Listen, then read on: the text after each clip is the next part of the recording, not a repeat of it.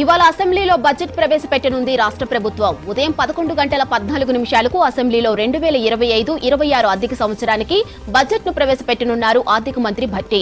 అటు మండలిలో మంత్రి శ్రీధర్ బాబు బడ్జెట్ ను ప్రవేశపెట్టనున్నారు.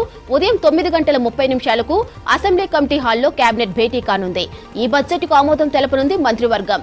2024-25లో 2,91,000 కోట్ల బడ్జెట్ ను పెట్టగా ఈసారి 3 లక్షల కోట్లపైన అంచనాలు ఉన్నట్లు తెలుస్తోంది. కేవలం పన్నుల వాటా, కేంద్ర ప్రయోజిత పథకాల నిధులు, ఫైనాన్స్ కమిషన్ గ్రాంట్లు తప్ప వేరే సర్దుబాటు లేదు.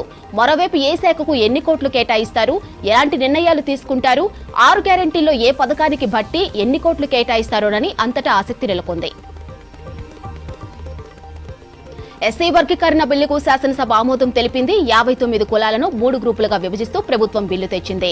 గ్రూప్ 1లోని కులాలకు 1% రిజర్వేషన్లు, మాదిగలున్న గ్రూప్ 2లోని కులాలకు 9% రిజర్వేషన్లు, మాలలు ఉన్న గ్రూప్ 3లోని కులాలకు 5% రిజర్వేషన్లను ఖరారు చేస్తూ బిల్లును సభకు ఇంట్రడ్యూస్ చేశారు దామోదర. ఇక సభలో సుదీర్ఘ చర్చ తర్వాత బిల్లుకు ఆమోదం తెలిపారు స్పీకర్ గడ్డం ప్రసాద్. సభలో వర్గీకరణ బిల్లు ఆమోదం పొందగానే ముఖ్యమంత్రి రేవంత్ రెడ్డిని కలిసి ధన్యవాదాలు తెలిపారు. ఎస్సీ ఎమ్మెల్యేలు 30 ఏళ్ల పోరాటానికి పరిష్కారం చూపించారని ధన్యవాదాలు తెలిపారు. స్వాతంత్ర్యం వచ్చినప్పటి నుంచి దళితులకు కాంగ్రెస్ అండగా ఉందన్నారు ముఖ్యమంత్రి రేవంత్ రెడ్డి. తన హయాంలోనే ఎస్సీ వర్గీకరణ సమస్యకు పరిష్కారం దొరకడం సంతోషమని చెప్పారు.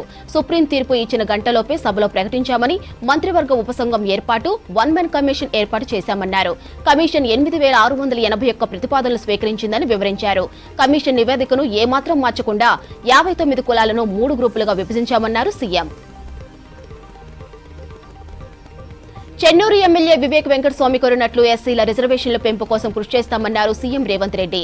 2026 జనాభా లెక్కల ప్రకారం ఎస్సీల రిజర్వేషన్లు పెంచి సమంగా పంచుతామన్నారు.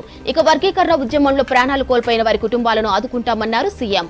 ఇందిరమ్మ ఇళ్లు, రాజీవ్ యువ వికాసం లాంటి పథకాలలో వారికి ఫస్ట్ ప్రయారిటీ ఇస్తామన్నారు.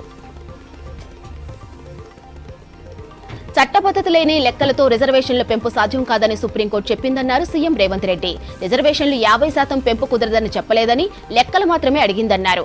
బీసీ రిజర్వేషన్ల పెంపు బిల్లులను అసెంబ్లీ ఆమోదించినందుకు అసెంబ్లీ కమిటీ హాల్లో సీఎంను సన్మానించారు బీసీ సంఘాల నేతలు. అయితే అభినందన తనకు కాదని రాహుల్ గాంధీకి చెప్పాలన్నారు రేవంత్. దేశంలో ఏ రాష్ట్రంలో అధికారంలోకి వచ్చినా కులగణన చేసి రిజర్వేషన్లు పెంచుతామని, రాహుల్ ఇచ్చిన హామీని నెరవేర్చుతామని చెప్పారు.